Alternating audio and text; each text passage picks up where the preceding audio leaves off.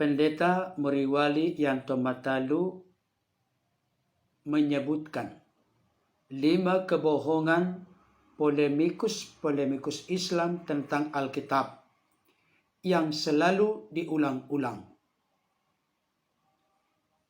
Ulasan ini saya akan buat 5 bagian, dan ini adalah bagian yang pertama. Karena itu saya mendorong Bapak Ibu Saudara, khususnya orang-orang di luar Kristen, untuk bisa menyimak dan mengikutinya sampai bagian yang kelima. Sebelumnya, saya akan tunjukkan kepada Bapak Ibu Saudara kebohongan yang pertama, yaitu Alkitab Kristen sudah palsu. Mari kita menyaksikan pernyataan singkat dari hambanya Pendeta Muriwali Yanto Matalu berikut ini. Saya ingin membahas 5 kebohongan dari polemikus Islam tentang Alkitab yang mereka ulang-ulang. Nah, kebohongan yang pertama itu adalah klaim mereka bahwa Alkitab Kristen itu sudah palsu. Tetapi untuk menyatakan bahwa Alkitab Kristen itu sudah palsu, mereka harus bisa menunjukkan Alkitab yang asli. Kalau tidak ada Alkitab yang asli, bagaimana mereka bisa tahu bahwa Alkitab yang dipegang Kristen itu sudah palsu? Nah, ketika kita tanya, di manakah Alkitab yang asli menurutmu? Mereka ternyata tidak bisa menunjukkan Alkitab yang asli. Tidak bisa membuktikan Alkitab yang asli. Sehingga tuduhan mereka bahwa Alkitab Kristen itu sudah palsu adalah tuduhan yang bohong. Tuduhan yang omong kosong, yang tidak bisa dibuktikan. Itu yang pertama, saudara.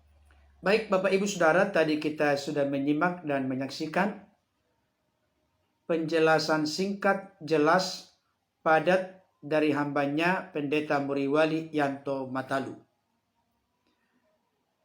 Saya sangat setuju dan sependapat dengan konklusi atau kesimpulan yang dibuat oleh hambanya Pendeta Muriwali Yanto Matalu tentang kebohongan pertama yang sering diulang-ulang oleh polemikus Islam terkait dengan Alkitab, yaitu melontarkan tuduhan dan kesimpulan bahwa Alkitab yang dimiliki oleh orang-orang Kristen sekarang sudah palsu.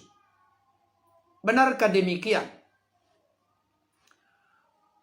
Untuk mengulas hal ini secara singkat, praktis, jelas, dan padat, selain dari apa yang sudah dijelaskan oleh hambanya Pendeta Muriwali Yanto Matalu, saya rindu mengajukan pertanyaan kepada polemikus Islam yang merasa lebih menguasai, lebih tahu, lebih mengerti Alkitab dari orang-orang Kristen. Tetapi itu omong kosong.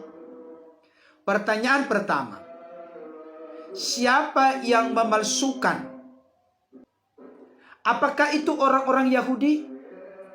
Apakah orang-orang Kristen? Siapa namanya?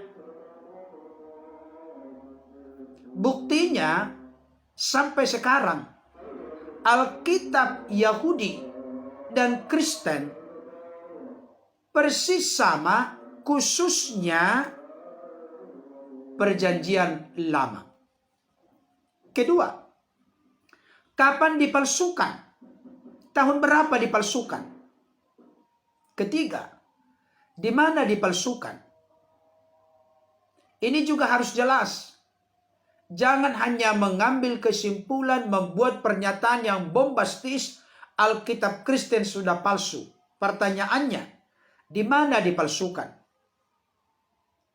Pertanyaan berikutnya, atas dasar apa atau apa alasan memalsukan seperti pernyataan dan kesimpulan para polemikus Islam? Dan yang terakhir yang disampaikan oleh hambanya Pendeta Muriwali Yanto Matalu, jika Anda menyimpulkan sekaligus menuduh Alkitab Kristen yang ada sekarang sudah dipalsukan, tunjukkan Alkitab yang asli. Kenapa hal ini menjadi sangat penting?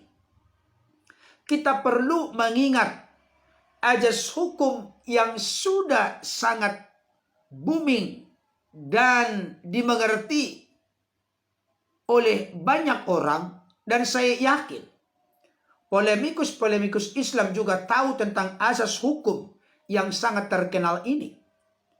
Actori incumbit probatio, actori onus probandi. Siapa yang mendalilkan, dia juga yang harus membuktikan. Jadi, kalau polemikus-polemikus Islam menuduh Alkitab Kristen sudah palsu, maka beban pembuktian mana yang asli ada di pihak polemikus Islam. Tuhan Yesus memberkati. Amin.